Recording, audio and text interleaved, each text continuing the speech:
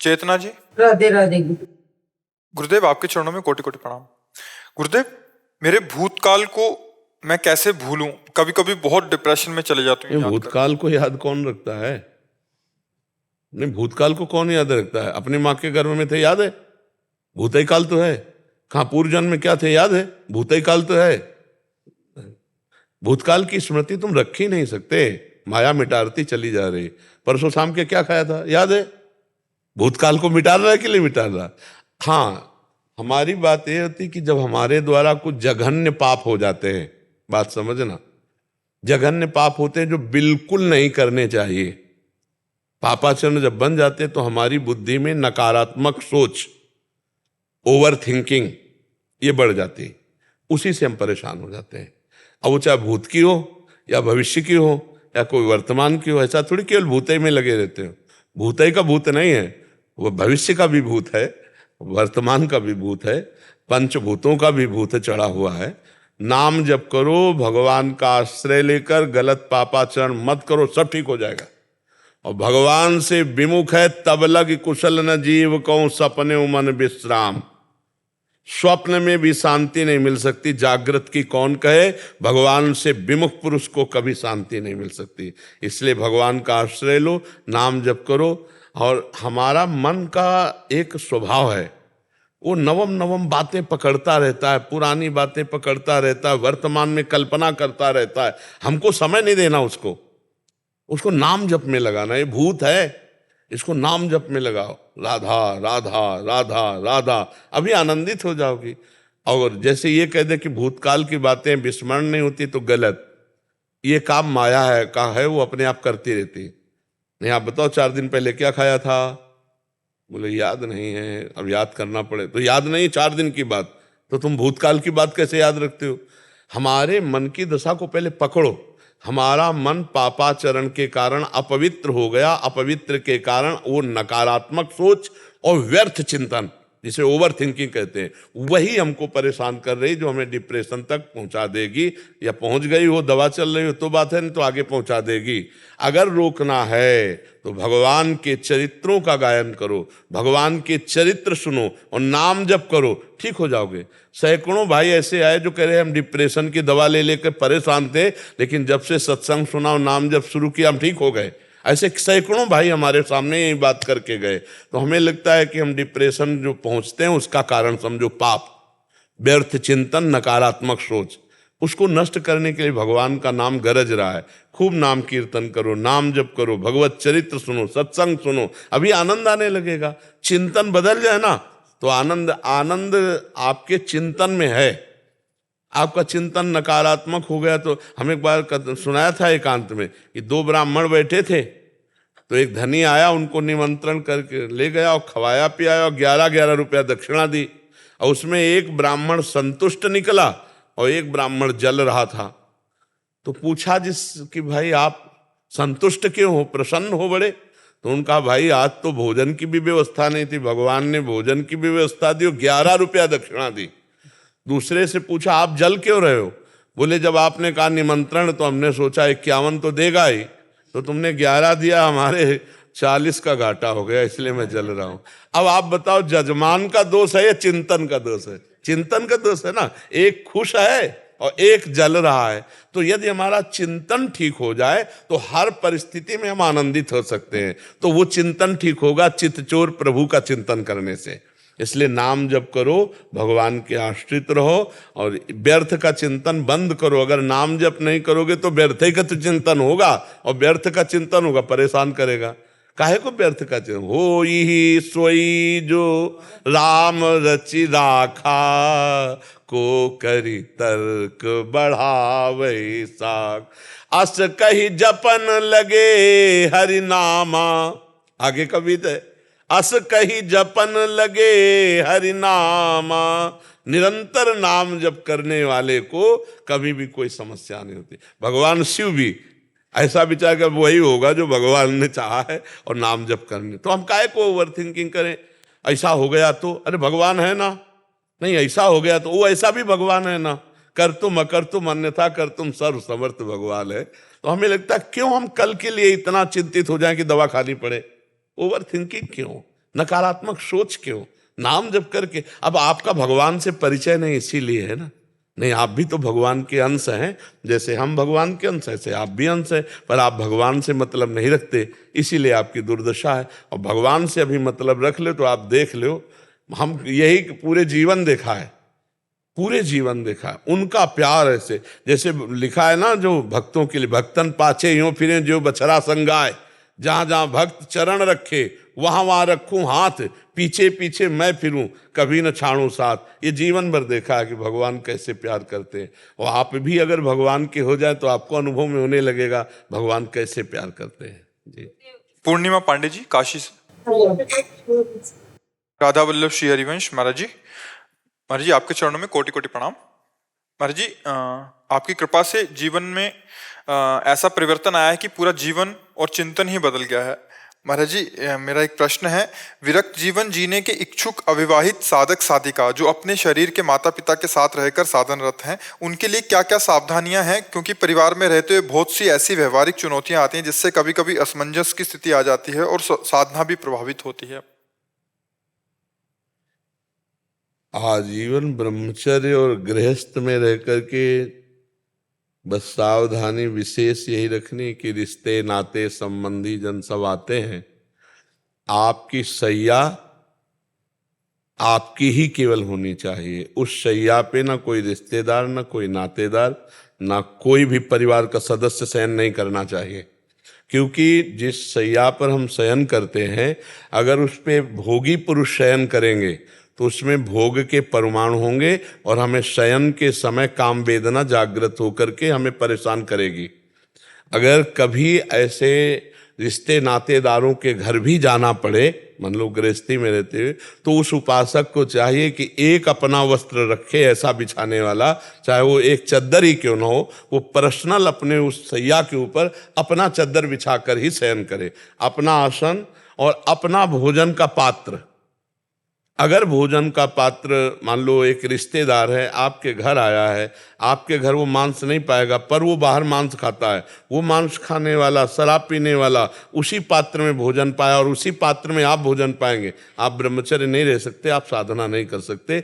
इसलिए ब्रह्मचर्य और साधन परायण उपासक को अपने पात्र और अपना शयन और अपना आसन ये बिल्कुल अलग रखना चाहिए। अगर ये रख पाया तो मुझे लगता है घर में भी रहते हुए ब्रह्मचर्य रह पाएगा और भगवत आराधना कर पाएगा। नहीं तो संस्कारों का बड़ा प्रभाव होता है। चित्रकूट में हमें युगल किशोर ले गए तो उन्होंने एक जगह नया घर बना था, तो एक चौकी थी उसमें शयन कराया, और शयन कराने के थोड़ी ही देर में हम उठ के बैठ गए तो वो लोग बैठे थे। तो हम कहा आप लोग बैठे गए? बोले पहले आप बताओ आप कैसे उठ पड़े? हम कहा इसमें बहुत गंदे संस्कार हैं, इस चौकी में इस आसन में बहुत गंदे संस्कार है। अभी हम तो हमको ऐसा ऐसा आभास, बोले बस यही बाबा, यही देखने के लिए हम लोग बैठे थे कि बाबा को क्या अनुभव होता है। तो हमको लिटाया क्यों? बोले मकान खरीदा है तो इसके संस्कार देखने के लिए मैंने सुना था। मतलब उस चौकी में उस आसन में संस्कार थे। तो हम अगर बिस्तर में विषयी पुरुषों के सोए तो उसमें विषय संस्कार होते हैं। तो हमको आजीवन ब्रह्मचर्य रहने के लिए अपने भोजन के पात्र और अपने शयन और अपने को पवित्र रखना, 2 बार स्नान तो करना ही है अगर आजीवन ब्रह्मचर्य रहना है। नैष्ठिक ब्रह्मचर्य के लिए त्रिकाल स्नान, आज हमने सत्संग में बताया पूरा जीवन हो गया 3 बार स्नान करते हैं। सोच लगे ना लगे हमारी दिनचर्या है। तो क्योंकि ब्रह्मचर्य को संभालने के लिए बहुत संयम की जरूरत है। और जैसे बहुत पकवान हैं या खट्टे पदार्थ हैं, इनको ब्रह्मचर्य के लिए निषेध किया गया है। जो बादी पहुंचाने वाले पदार्थ हैं और जो पकवान गरिष्ठ पदार्थ हैं और जो बहुत खट्टे पदार्थ हैं उनका खान पान त्यागे। और किसी भी ऐसे पुरुष से बात ना करे जो विषय संबंधी थोड़ी भी वार्ता करता हो। गृहस्थी में होते हैं ना कुछ रिश्ते नाते ऐसे जिनमें मजाक, बिल्कुल नहीं। अगर आजीवन ब्रह्मचर्य रहना है तो बिल्कुल किसी तरह का ऐसा संभाषण ना हो, और ऐसे कोई दृष्टि में पड़ जाए तो दोबारा देखे ना, और अपनी नेत्रेंद्री को बचावे और चिंतन को बचावे, चाहे पशु पक्षी के ऊपर ही क्यों न जाए। तो हमें लगता है फिर गृहस्थ में रहकर ब्रह्मचर्य रहा जा सकता है। नहीं तो जैसे साधु जन है एक समुदाय में है, समुदाय में ब्रह्मचर्य बहुत अच्छे ढंग से बन जाता है। जैसे 100 संत हैं, आप कुछ हाल में हैं, कमरे में दो दो पड़े तो एक दूसरे के सानिध्य से अपने को बचत हो जाती है। कई तरह के भय से बिनु अवसर भयते राह जोई, ब्रह्मचर्य अब कैसे रहा जा सकता, बिनु अवसर और भयते राह जोई। अवसर नहीं है और भय है तो हमारा जीवन पवित्र कट सकता है, और अगर अवसर हो जाए, भय खत्म हो जाए तो फिर भ्रष्ट हो जाएगा। कलिकाल है, बहुत मलिनता है। आजकल इसको मनोरंजन माना जाता है, धर्म भ्रष्टता नहीं मानी जाती। व्यभिचार को आजकल मनोरंजन माना जाता है, उसको धर्म भ्रष्टता नहीं मानी जाती। तो फिर ब्रह्मचर्य रहना, ये सब बहुत कठिन बातें हैं। और अगर निर्वाह कर ले गया तो बहुत जल्दी भगवत प्राप्ति हो जाती है ब्रह्मचारी को, क्योंकि उसकी अखंड स्मृति में ब्रह्मचर्य उसका सहयोग करता है। और जहाँ अखंड स्मृति आई तो भगवत प्राप्ति हो गई। यस्य स्मरण मात्रेण जन्म संसार बंधनात् विमुच्यते नमस्तस्मै विष्णुवे प्रभु विष्णुवे। जिनका अखंड स्मरण जन्म मृत्यु के चक्र का नाश कर देता है, वो भगवान श्री हरि। सौरभ जी, हरिवंश। राधा वल्लभ श्री हरिवंश महाराज जी, आपके चरणों में कोटि कोटि प्रणाम। महाराज जी, भजन मार्ग में छल कपट को कैसे पहचाने? सत्संग में सुना, निर्मल मन जन सो मोहि पावा, मोहि कपट छल छिद्र न भावा। अंदर कुछ है, बाहर कुछ बोलते हैं। वाणी में, मन में और आचरण में जिसके एकता पाई जाती है वो संत है।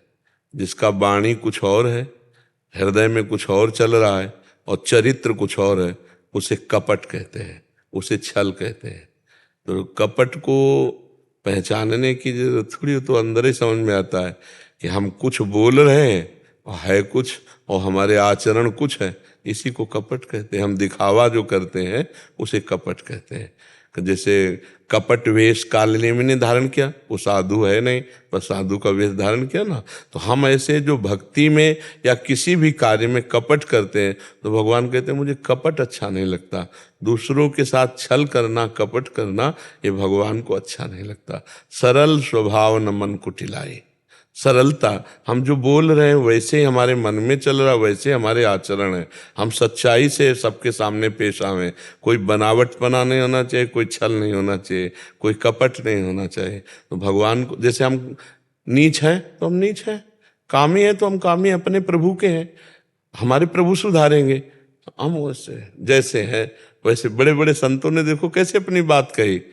गोस्वामी जी कह रहे, जो मैं अपने अवगुण कहूँ, बाढ़ई कथा पार नहीं लहूँ।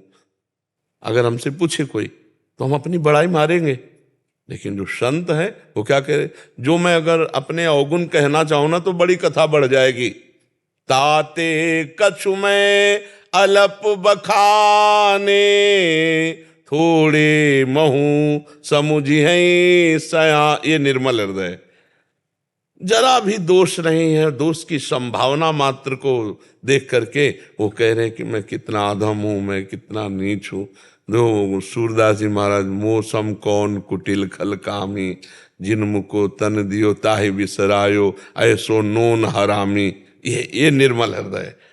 हमसे पूछा जाए तो हम अपनी मलिनता को छुपाकर साधुता को प्रकाशित करेंगे, अपने नीचपने को छुपाकर महानपने को प्रकाशित। ये छल है, ये कपट है।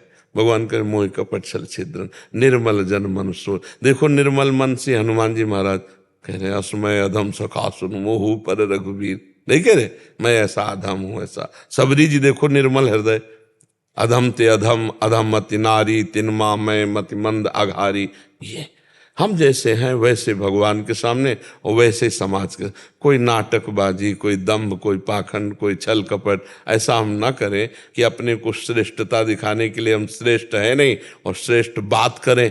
अंदर हमारे बहुत गंदगी, आचरण हमारे बहुत गंदे और हम अपने को महान साबित। तो ये कपट है, ये छल है, ऐसा है। प्रमिता जी, काठमांडू नेपाल से। राधे राधे महाराज जी, आपके चरणों में कोटि कोटि प्रणाम। महाराज जी, जीवन में अगर कोई महापाप हो जाए तो उसकी मुक्ति के लिए श्रीमद् भागवत पारायण कराएं या नाम जप ही चल जाएगा? दोनों। श्रीमद् भागवत का 18,000 श्लोक किसी विद्वान ब्रह्म ऋषि से पाठ कराएं और नाम जप करें, और आगे वो पाप दोबारा ना हो तो वो नष्ट हो जाएगा। नहीं ऐसे तो कि भाई हम हर बार अनुष्ठान करा देंगे तो फिर उससे कटेगा नहीं पाप, ध्यान रखना। पाप तब कटता है जब अवलो नशानी अब ना नशे, आज तक किया अब नहीं करूंगा और फिर प्रायश्चित करे तो वो पाप नष्ट हो जाता है। श्रीमद् भागवत सर्वसमर्थ है, घोर पापी को भी भगवत प्राप्ति कराने में समर्थ है। इसलिए 18,000 श्लोक संस्कृत के शुद्ध कोई जो पाठ कर ले उसको अपने गृह में पाठ करवाए और उसकी समुचित दक्षिणा प्रदान करके उसको प्रसन्न करे तो वो पाप नष्ट हो जाएगा और आगे दोबारा पुनरावृत्ति करे ना। जी SS तिवारी जी। राधे राधे। राधे राधे महाराज जी। महाराज जी, मैं राधा एवं भगवान श्री कृष्ण का नाम जप और ध्यान काफी समय से कर रहा हूँ। महाराज जी, कृपया माँ राधा जी की कृपा प्राप्त करने के लिए और मुझे क्या करना पड़ेगा? लाल रंगीलो गाइए ताते प्रीति रंगीली पाइए। जिस पर श्री कृष्ण कृपाल होते हैं उसे राधा चरणारविंद की प्रीति देते हैं। तो श्री कृष्ण नाम जप करो, श्री कृष्ण की लीला कथा सुनाओ और श्री कृष्ण से मांगो कि आप अपने हृदय के प्रेम मूर्तिमान श्री राधा किशोरी के चरणों का प्रेम दो तो वो प्रदान कर देंगे। बिना श्री कृष्ण कृपा के कोई राधा चरणारविंद की प्रीति या राधा नाम की प्रीति नहीं प्राप्त कर पाता है। लाल रंगीलो गाइए ताते प्रीति रंगीली पाइए। श्री कृष्ण का हृदय जो आह्लादमय है वही जब रूप धारण किया तो श्री राधा किशोरी हुआ। प्रीतिरु मूर्तिमती रस सिंधु सार संपदि विमला वैदग्धि नाम हृदयम काचन वृंदावनाधिकारिणी जयति। प्रेम समुद्र है लालजू श्री कृष्ण और प्रेम समुद्र का सार है लाडली जू, सांद्रानंद घन प्रेम मूर्ति किशोरी। श्री जी कौन है? लालजू का हृदय है, लालजू का प्रेम है, लालजू का आनंद है। श्री कृष्ण को हम लालजू कहते हैं, उनका आनंद है वो। तो जब तक धनी ना चाहे तो धन की तरफ नजर नहीं हो सकती। तो राधा धन के धनी है श्री लालजू, किशोरी जी उनका धन है। वो जब कृपा करें तो राधा नाम में प्रीति हो, किशोरी जी के चरणों में प्रीति हो। श्री कृष्ण कृपा के बिना राधा चरणारविंद में प्रीति या राधा नाम में प्रीति नहीं हो सकती। तो श्री कृष्ण लीला गायन करो, श्री कृष्ण नाम गायन करो और उसका फल मांगे कि श्री कृष्ण प्रसन्न होकर राधा चरणारविंद की प्रीति प्रदान करे। समझ पा रहे आप? पेशे से मैं वकील हूँ और अपने कार्य के दौरान जो है ऐसे बहुत सारे अपराध होते होंगे जो क्या नाम है इस वक्त व्यक्त नहीं किए जा सकते। जैसे वो मेरे अपराध नहीं है बल्कि लोगों के कार्यों के दौरान है। और ऐसे कैसे स्वामिनी की कृपा होगी? ये हम ये आपसे प्रार्थना करते हैं कि जिस विषय को आप जान लीजिए कि अपराधी ये पक्का अपराध किए हुए है तो आप उसको मत जितवाइए, चाहे जितना पैसा दे आप उसको मत जितवाइए।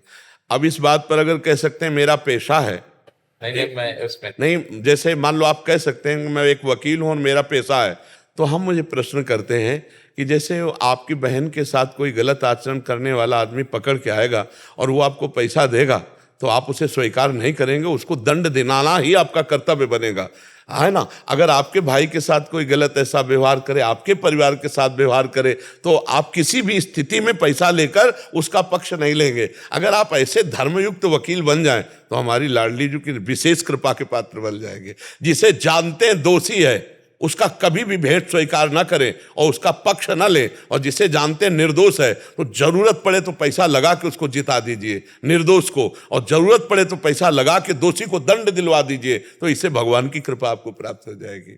हमारी प्रार्थना। प्रीति जी जबलपुर से। महाराज जी, आपके चरणों में कोटि कोटि प्रणाम। महाराज जी, निंदा करने की और सुनने की वृत्ति नहीं छूट रही। महाराज जी, मैं क्या करूं? ये तो 1000 बार बहुत कसम घातक खाई। है। किसकी है? ये तो बहुत घातक है, बहुत घातक। इसमें तो दुर्गति पक्की समझो।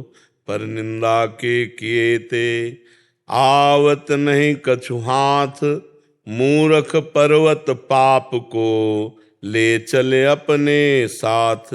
जो दूसरों की निंदा करता है वो निंदा जिसकी करता है उसके सारे पाप अपने ऊपर ले लेता है और अपने सुकृत नष्ट कर देता है और उसको दुर्गति होती है। निंदा सुनने वाला और निंदा करने वाला दोनों अधोगति को प्राप्त होते हैं। तो बहुत खतरनाक बात है। और कहीं भक्तन निंदा तो अति बुरी भूल करे, जिनको किए सुकृत सब जन्म के क्षण में डारे खोए। किसी महापुरुष संत की निंदा बन गई तो एक क्षण में सारे जन्मों के पुण्य नष्ट हो जाएंगे। इसको तो बिल्कुल छोड़ो। ऐसे महाराज जी कसम खाते हैं बार बार, फिर भी 2-3 घंटे बाद जैसे किसी का कॉल आ गया तो फिर वही सब शुरू हो जाता। नहीं नहीं नहीं, आप समझ लो कि अपना नाश क्यों करोगे, अपना पतन क्यों करोगे। हमें पता हो कि इस भोजन में जहर है तो हम खा सकते हैं क्या? नहीं खाएंगे ना। ऐसे हमें पता है ये बात जहरीली है, हमारे पुण्य नष्ट कर देगी, तो ऐसे कैसे हो जाता है? ऐसे नहीं, बिल्कुल नहीं। इसमें आपका प्रमाद भाव है। प्रमाद स्थिति को सुधारिए, नहीं तो प्रायश्चित के लिए क्या करना? आज से नियम ले लो कि मैं किसी की निंदा नहीं करूंगी, और किसी को निंदा करेगा तो कान में अंगुली डाल लूंगी। संत शंभ श्री पद अपवादा, कही सुनी तहा अस मर्यादा, काटी जीभ तास जो बसाई, श्रवण मूंद न त चले पराई। जहाँ भगवान की, संतों की, भक्तों की निंदा हो रही हो, वहाँ हमारा बल हो तो उसकी जबान बंद कर दें, उन्हें तो कान में उंगली डाल के वहाँ से सभा का त्याग कर दें। शास्त्रीय मर्यादा ऐसे थोड़ी कि हम किसी की निंदा करें और हम सुखी रहें। अभी तो को फल नहीं जागृत हुआ, फल जागृत होगा तो जानते हो इसके फल क्या होते हैं? गलित, कुष्ठ, नाना प्रकार के घृणित रोग, जिससे तुम्हें कोई छुएगा नहीं, ऐसे रोग पैदा हो जाएंगे। पता नहीं अभी आपको, अभी स्वस्थ हो तो क्या हुआ? कृपा कीजिए, बल प्रदान कीजिए महाराज। सबसे बड़ी कृपा ये मानो कि आज के बाद हम कभी किसी की निंदा नहीं करेंगे और ना कभी किसी की निंदा सुनेंगे। ये बात, आज के बाद कभी नहीं। हाँ तो बस चुपचाप, तो भगवान बड़े कृपालु हैं, वो संभाल देंगे। अब बस ये नियम तुम लो, पीछे वाली बात तो भगवान संभाल देंगे। बल प्रदान। हाँ, इसमें बल क्या? हमें पता है कि ये जहर है तो हम क्यों खाएंगे? हम जहर को क्यों खाएंगे? जानबूझ नर संग्रह करें तो कहो उमाते काहे न मरही। जो जानबूझकर जहर खाओगे तो मरोगे नहीं। अब जानबूझकर दूसरों की निंदा करोगे तो पाप आएगा, पाप का जब फल आएगा तो फिर सड़ोगे। पक्का समझो, ये शास्त्रीय प्रमाण, ये तो बहुत भयावह है, इससे हम डरते हैं। कभी किसी की निंदा करना, किसी की निंदा सुनना, इससे तो सब पुण्य नष्ट हो जाते हैं। आप भजन नहीं करती इसलिए है, भजन करो तो अभी डर घुस जाए, आपका भजन छूट जाएगा, आपके पुण्य नष्ट हो जाएंगे। पर आपके पास पुण्य है ही नहीं, तो इसीलिए आपको अच्छा लगता है दूसरे की निंदा करना, दूसरे की निंदा सुनना। आप खुद अंदर से मलिन हैं, इसलिए दूसरे की निंदा करती हैं, दूसरे की निंदा सुनती हैं। आप अपना सुधार कीजिए, हमारी बात समझिए। जब तक हमारा गंदा हृदय नहीं होगा तब तक ये बात नहीं हो सकती। जैसे कोई यहाँ किसी की निंदा करने तुरंत उसको बोल, नहीं आप अपने विषय में बोलिए, आप अपने सुधार की बात की, किसी दूसरे के विषय में आप नहीं बोल सकते। यहाँ अध्यात्म अपने लिए सुधार के लिए है। जी आशिता जी भीलवाड़ा। महाराज जी आपके चरणों में कोटि कोटि प्रणाम।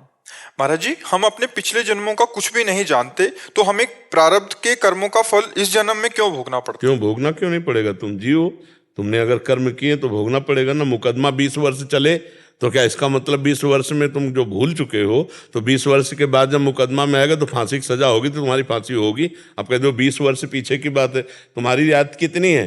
परसों के दिन दोपहर के क्या पाया, शाम के क्या पाया? आपको दिमाग लड़ाना पड़ेगा। तो ये थोड़ी कि तुम 10 वर्ष पहले पाप किए हो तो उसका दंड नहीं मिले क्योंकि तुम भूल चुके हो। ऐसा है क्या? ऐसा नहीं है। माँ के गर्भ में रही, आपको याद है कुछ? तो फिर क्या आपकी याद में क्या दम है? जो इसी जन्म के माँ के गर्भ की हमें याद नहीं है, तो हम पूरे जन्म के जो करेंगे वो तो भोगना पड़ेगा ना। भाई तुमने शरीर बदल दिया तो उससे, अगर आपने अपराध किया और अपराध करके आप अपनी वेशभूषा बदल लो, तो जिस दिन पहचाने जाओगे उस दिन आपको सजा मिल जाएगी। तो हम कई जन्मों से भटकते हुए, अपराध करते हुए आ रहे हैं। आपको पता होगा, छोटा सा बच्चा है, अगर आप उसको दूध मुंह में लगाओ, जो पात्र में भरा होता है, नहीं होता, वो पीने लगेगा ना। किसने सिखाया इसको? ये पूर्व का ज्ञान उसको है। ऐसे करो, वो मुस्कुराने लगेगा, वो प्यार को समझता है। ऐसे करो, वो भय को समझता है। इसका मतलब है ये शरीर बदला हुआ जीव है, लेकिन इसको सब ज्ञान है।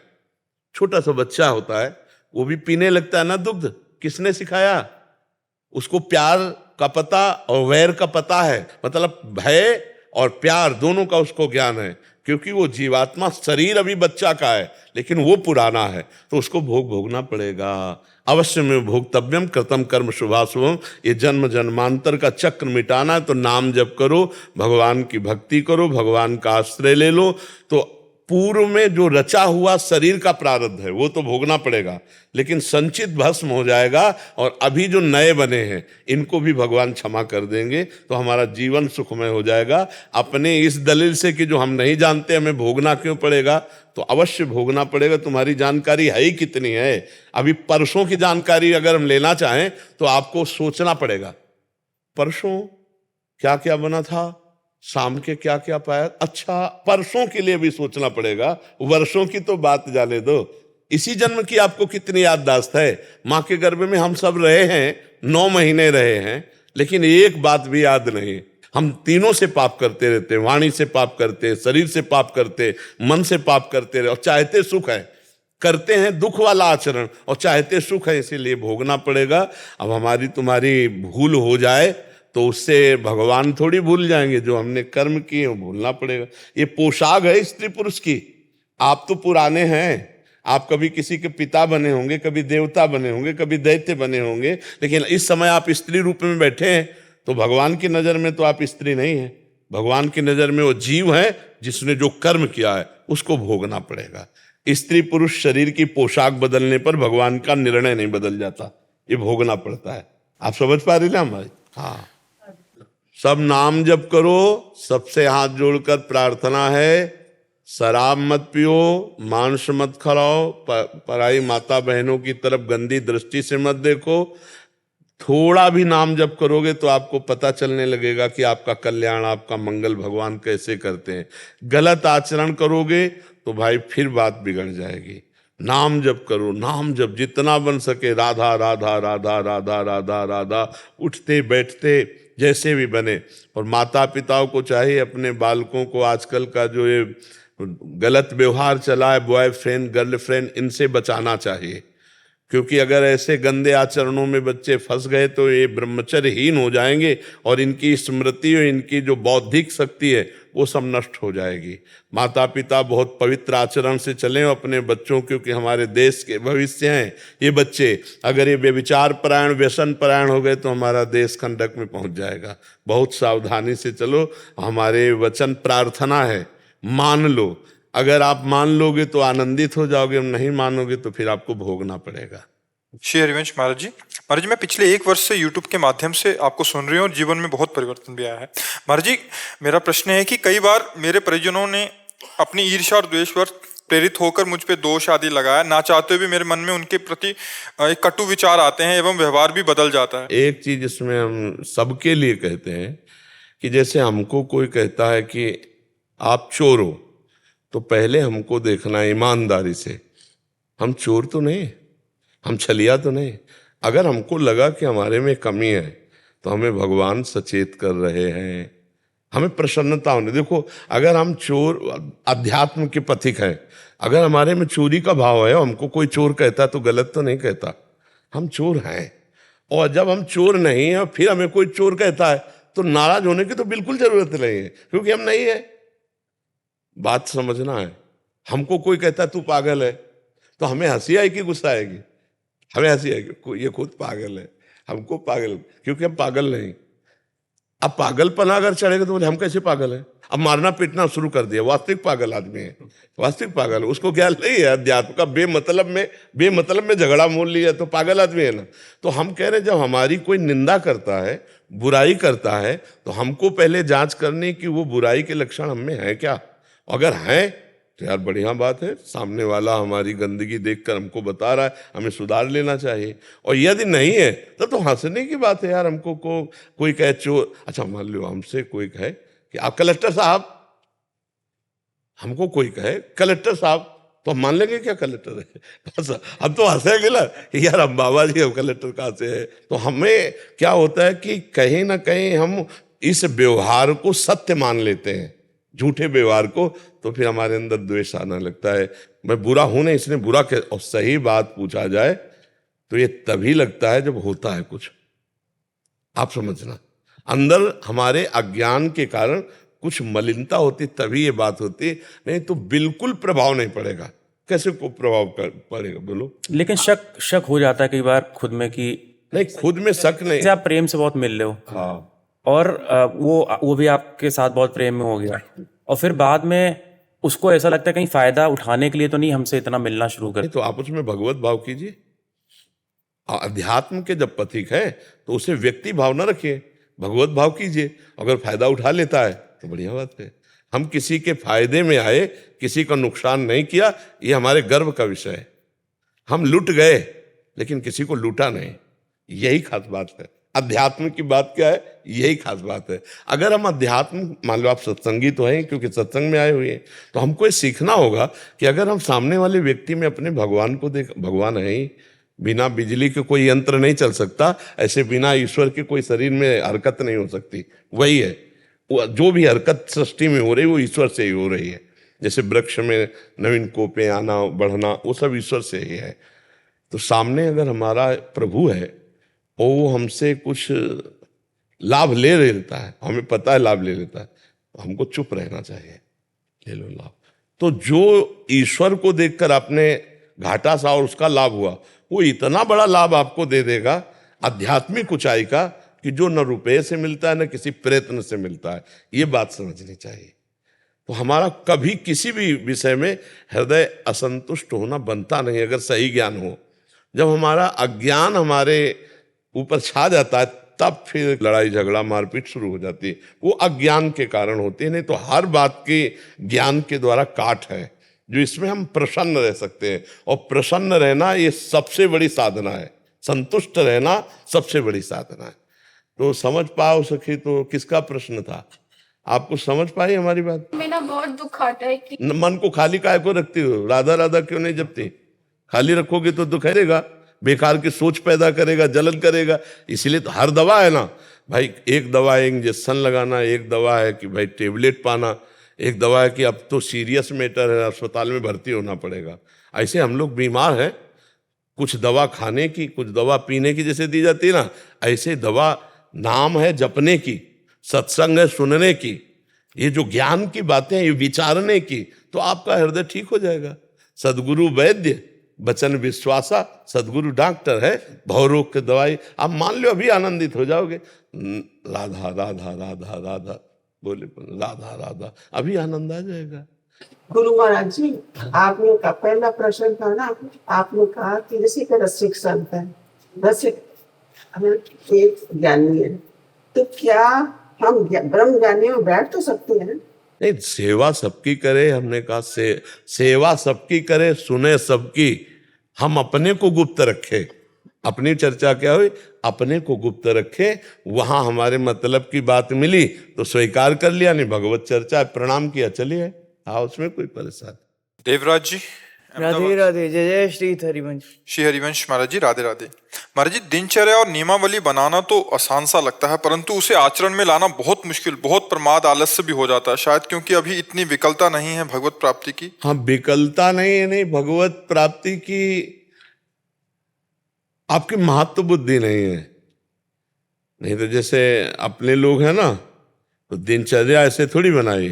जैसे आज की तुम्हें बता रहे हैं, 12 बजे रात्रि के नेत्र खुले तो लगा अब तो 1 घंटा केवल रह गया, हम 1 बजे शौच स्नान को जाते हैं, कहीं लेट गए तो सो जाएंगे, तो सोफा में बैठ गए शांत। 1 घंटा पहले से तैयारी है कि हमको स्नान जाना है, 1 बजे स्नान, क्योंकि 2 बजे तो रोड में उतर आते हैं। आज भी वही अभ्यास है जो बचपन का था। हमने बचपन में सर्दी में कभी कंबल नहीं ओढ़ा, इसी बात से कि हमारी दिनचर्या बिगड़ जाएगी। घंटे 2 घंटे ऐसे मार्किन के कपड़े से ऐसे उठ के बैठ गए। भजन ऐसे थोड़ी, रात दिन एक करके भजन, भूख प्यास, गर्मी सर्दी बरसात, तब कोई वस्तु हासिल करने के लिए, मतलब ये जगत की वस्तु हासिल करने के लिए कितनी मेहनत कर, फिर जगदीश को हासिल करने के लिए। तो दिनचर्या में जब महत्व बुद्धि होगी तब उठ जाएगी। शरीर की स्थिति ठीक नहीं, फिर भी नहीं मानते। हमारे अनंत जन्मों के प्यारे भगवान से मिलने का अवसर आया है, अब हम चूकेंगे नहीं। अव्यक्त भगवान जब जानते हैं कि ये मुझको देखा नहीं फिर भी मेरे से प्यार कर रहा है, इसलिए भगवान विशेष कृपा उस पर करते हैं। नाम जप का, नियमावली का ऐसा रखो कि हमने कभी अलार्म नहीं रखा, अलार्म वाला सिस्टम कभी नहीं रखा। दिमाग का अलार्म ऐसा चलता रहा है कि 5 मिनट ऊपर नीचे की बात नहीं कह सकते, नहीं कभी ऐसी, कभी 102 बुखार, किडनी फेल, चलने की हिम्मत नहीं, हमें पकड़ो, हमें ले चलो। हमें पकड़ के लेना, हमारी जो नियमावली हमें कराओ। अगर हम 4 राउंड घूमते हैं तो हम नहीं चल पा रहे तो व्हील चेयर में बैठा लो, हमें 4 राउंड घुमाओ। हमारी दिनचर्या है, ऐसे जिद्दी स्वभाव से दिनचर्या, ऐसे नहीं यार आज तो सो जाते, ऐसे कभी पूरे जीवन में ऐसा नहीं होगा।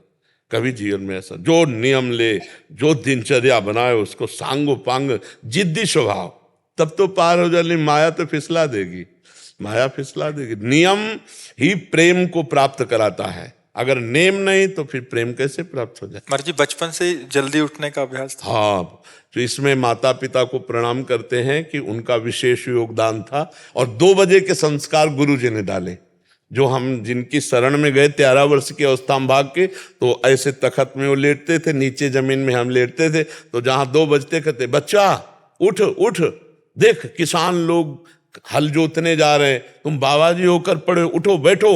2 बजे उठ के माला लेकर खड़े हो जाओ, नींद ना आए, खड़े होकर जपो। वो बैठे जप रहे हो जा, थोड़ा सा जहाँ प्रकाश जैसा हुआ तो फिर गंगा स्नान आदि के लिए, क्योंकि बहुत 2 बजे अंधेरे में कहीं सांप बिछे तो ऐसे महाराज जी 13-14 साल की अवस्था में तो ऐसा लगता है कि हम भी खेलें कूदें, तो आपके मन में हमें नहीं आया कभी। भगवान की कृपा से हमें दोस्त बनाना नहीं आया, कभी खेलना नहीं आया। हमारे मन में एक ही लगन लगी थी, मैं कैसे भगवान को प्राप्त करूं। ये कोई पूर्व जन्म का भजन का होगा, भगवान की कृपा से। हमें कभी जैसे कोई उत्साह हो तो हमें उदासीनता आती थी। हमें नहीं आता था कि लोग नाच रहे हैं, उत्साह कर रहे, तो अब जैसे होली है, दीपावली, लोग उत्सव मना रहे तो हम एकांत में खड़े होकर विचार करते थे। हमारा चिंतन अलग चलता था। कभी हमारा आज तक कोई दोस्त नहीं बना, आज तक किसी से हमारी दुश्मनी नहीं, ना मित्रता, ना काहो से दोस्ती, ना काहो से बैर, कोई परिचय में ही नहीं, रिश्तेदार नातेदार कोई कहीं का भी कि अच्छा आप वो, ऐसा कभी परिचय नहीं। सबसे उदासीन, सबसे ऐसा, न कभी खेलने का मन हुआ, न कभी ये सब टीवी देखने, ये संसारिकता। अब टीवी में क्या देखना, झूठा संसार उसमें और झूठा टीवी में क्या देखना। जितने नाटक हैं, जितनी फिल्में हैं, सब झूठी ही तो हैं, क्या देखना है। भगवान ने एक तो संसार ही झूठा बनाया, उसमें भी झूठी फिल्म देखे, कभी मन में रुचि नहीं हुई। और वो भगवान की कृपा है, इसमें हमारी कोई साधना नहीं, इसमें भगवान की कृपा रही। अब मतलब जो जवानी का समय होता है, 17, 18, 19, 20, 21, 22, 24, 25, ये सब गंगा किनारे कटा। वृंदावन में ही रसोई में बनकर भोजन मुझे मिला है कि ऐसे बैठ के नहीं, पूरा 13 वर्ष की अवस्था से लेकर 35 वर्ष की अवस्था तक ऐसे भोजन नहीं मिला कि रसोई में बन रहा है हमारे सामने परोसा जा रहा है। कभी ऐसे जो मांगे मिला गंगा के किनारे, उसे खा लिया ऐसे। महाराज जी अनुभूति, तो जैसे आपने बोला कि साधना में लंबे समय तक लगे रहो फिर जाके अनुभूति होती है, तो जो एक साधन पक्ष था तो आपके अंदर कभी ऐसा नहीं आया कि टूट गए हों? नहीं, कभी नहीं, कभी नहीं। नवीन उत्साह, यही हम अब भी तो देखो ना, किडनी फेल है, डायलिसिस हो रहा, कितनी परेशानी है। आपको टूटन कभी देखा आप चेहरे पे? अगर हमें सत्संग में बैठाल दो तो बस बैठाल दो। अब चाहे बुखार हो चाहे जो कुछ है, जब तक तुम घड़ी नहीं दिखाओगे तब तक सत्संग नहीं रुकेगा, भगवत चर्चा। ये पूरे जीवन का रहा है, हर कष्ट में कई दिन, मतलब काशी में तो 7 दिन हो गए भोजन नहीं मिले, 7 दिन, क्योंकि वहाँ 80 घाट में भिखारियों के बीच में बैठो जाके तो कुछ सतुआ मिल गया या बर्फी मिल गई, वहाँ घाट में कौन भोजन देने जाता। तो महाराज जी ऐसा नहीं लगता था इतनी भजन भी कर रहे हैं उसके बाद भी इतनी प्रतिकूलताएं? चिंतन ही नहीं था प्रतिकूलता का, चिंतन तो लक्ष्य का था कि भगवत प्राप्ति हो गई मुझे भगवान की। ये सब नहीं, जिसका लक्ष्य भगवत प्राप्ति होता है कष्ट की परवाह नहीं करता है। कष्ट की परवाह तो तब करता है जिसका लक्ष्य दृढ़ नहीं होता, तो फिर मनोरंजन। अब काशी में इतने भंडारे होते हैं, मतलब मारवाड़ी क्षेत्र में आप कभी भी चले जाओ, अच्छे अच्छे पदार्थ भोजन सब, कभी नहीं गए। गुरुजी से नियम पूर्वक कहा था कि घाट नहीं छोड़ेंगे, कभी किसी से मांगेंगे नहीं, प्रारब्धानुसार जो आएगा उसी से पाएंगे, और कभी किसी के आश्रम में नहीं सोएंगे। ऐसे ही घाट में सोते थे। वर्षा हो गई तो शंकर जी के मंदिर थे, उन मंदिरों में चले जाते थे। जीवन का लक्ष्य था बस भगवान की प्राप्ति। कभी हम किसी मठ महंत व्यवहार संत महात्मा कभी नहीं, दूर से सत्संग सुना, जीवन को भगवान के मार्ग में चला, क्योंकि पता था संग दोष ना हो जाए।